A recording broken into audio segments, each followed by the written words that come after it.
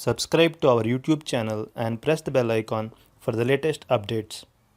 How to view unbilled transactions on your HDFC Bank credit card. Open your favorite browser. Go to hdfcbank.com. Now click on the login button at the top right corner of the page. Select Net Banking from the drop-down menu. You will be navigated to Net Banking login page. Enter your customer ID or user ID. Click on Continue. Now enter your password. Click Login. You are logged into your HDFC Bank Internet Banking account. In the top menu bar, hover your mouse over Pay.